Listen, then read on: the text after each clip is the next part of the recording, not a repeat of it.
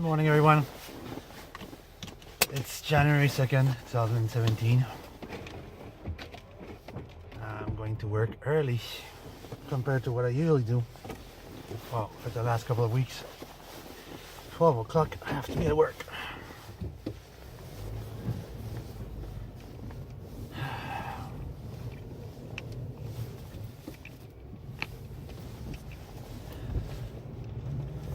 As always, since the last few months, I'm completely broke. I should have focused on paying my credit card when I had a chance. Their stupid interest is just ranking me down. Don't even know I'm going to pay them.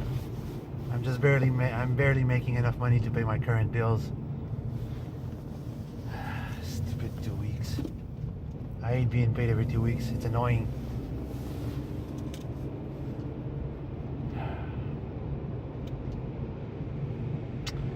Anyway, I dreamt that I was getting an interview for a new job, which was really weird kind of job.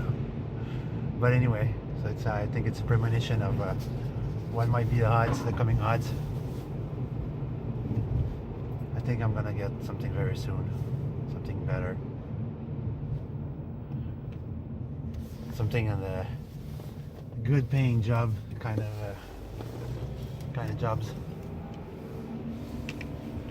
So I'm keeping my finger crossed on that one.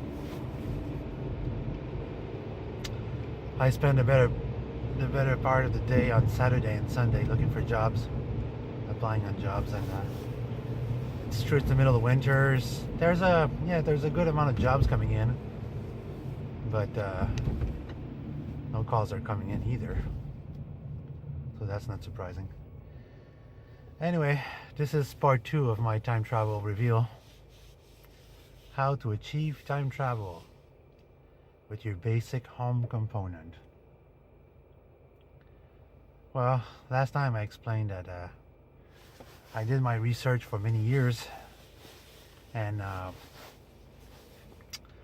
when I finally figured it out, I basically turned my car into a big radio,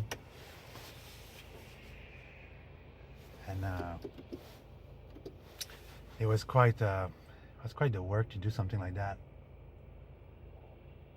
But the thing is, like, it wasn't just a radio. It was something based on the Philadelphia experiment and part of the Montauk experiment as well, because the Montauk experiment was also a time travel experiment, also interdimensional travels. They as much as these sounds like fairy tales, these are like real experiment. If you don't know about these things, or if you think they're not real, that's because the Navy and the US Army are doing a good job denying the fact and making sure that those are just stories, and making sure that these stories are well taught enough that people won't believe them. That's how denial works. If something seems too good to be true or too fantasy, it's because they wanted you to see it that way.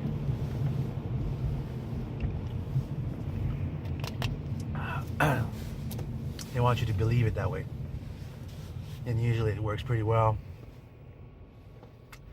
People don't believe an ounce of what they read. So they don't experiment for themselves.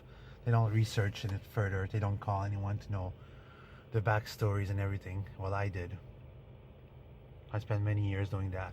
I talked to people that partake in the experiments, people that what we call the whistleblower.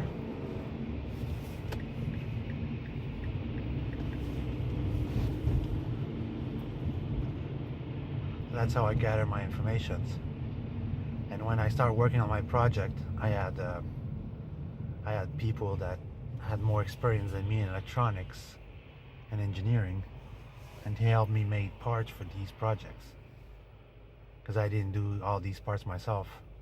I didn't have the qualification and knowledge to do all of them properly.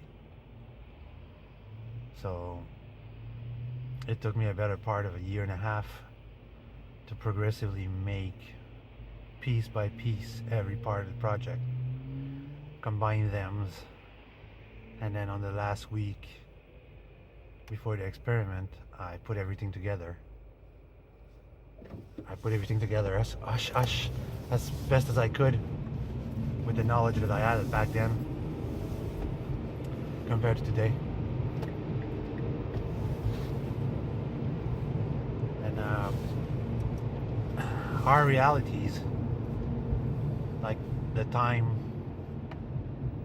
frequency, the time that you feel right now, the one moment to the others,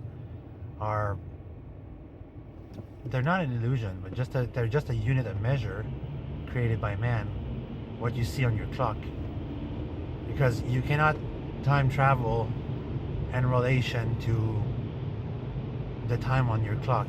You cannot, there's no way in hell you can accurately say, like in Back to the Future, I want to go back in time to that place and time at the exact second.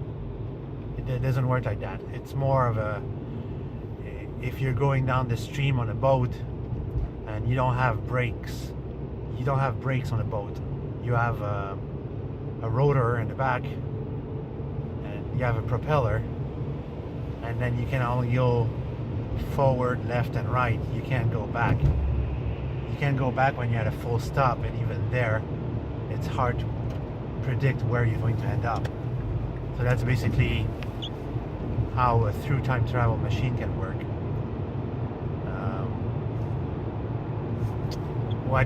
I don't think you would really view the time displacement like in many movies, the Time Machine from H.G. Wells, or Lucy when she acquired the last step of her evolution, and she was traveling through times in her mind. That would be basically what you would see. You couldn't generate a precise measurement of displacement. There's no way that it could be precise like that. It wasn't like that for the Philadelphia experiment, and it wasn't like that for the Montauk experiment. The only way they knew what time it was is by asking or checking around. And even when it was with Andrew Basiago, they were thrown back in the past. They were literally thrown back in past inside a box. And I don't think that with the phone, with the computing power of a phone, I think it would be possible to get a more precise reading, but you would need an extremely precise frequency measurement device to make sure where you end up. It would be very, very complicated. As for the displacement itself, you would need a huge amount of power in amperage. Not in voltage, but just amperage. Because currents is the equivalent of horsepower. No, I would say current is rated like an engine, and then amperage is the horsepower inside that engine. So you could have a 4-cylinder with 500 horsepower, as you could even have eight cylinders with only 100 horsepower. So that's how the power you need to time travel. You don't need a lot, in fact, in the size of engine, but you need a lot in fact of power to constantly feed that device. God, I slept too late yesterday. I went to bed too late. I was watching the Walking Dead marathon, which is like my favorite show. And I went to bed at 2 a.m. And my boss texted me this morning to ask me to come in earlier. Seriously? No, this holiday was, I wasn't much in a festive mood this year to partake the family holidays, to go with my family and do anything else. I really wasn't into it this year. I felt more like I would spend a holiday with my wife at home. Plus I was sick, so that didn't help much.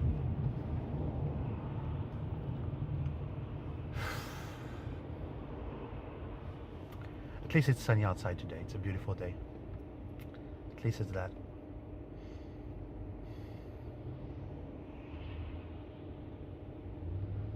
I was going through my old personal paper the other day, and I landed on my old Walmart pay. But back then we didn't get paid shit. Like literally, you didn't get paid nothing.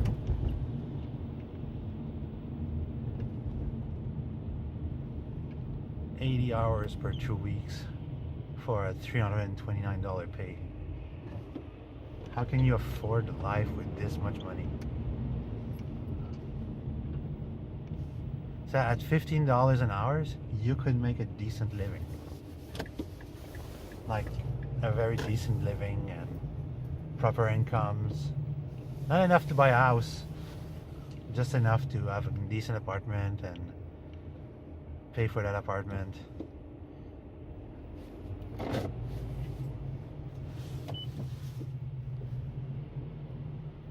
So anyway,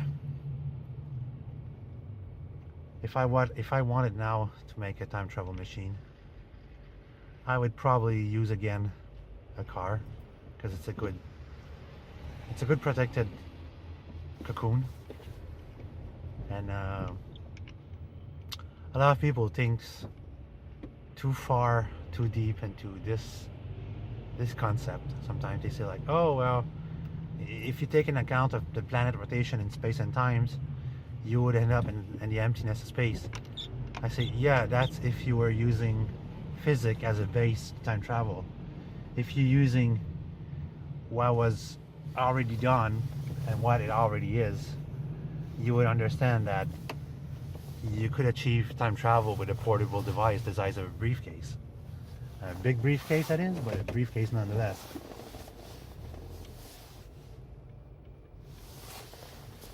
It's not that complicated. It is, but it's not that complicated.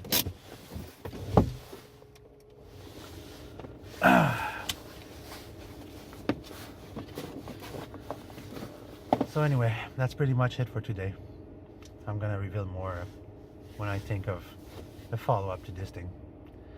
So I wish you guys and gals have a good day, and I'll see you later.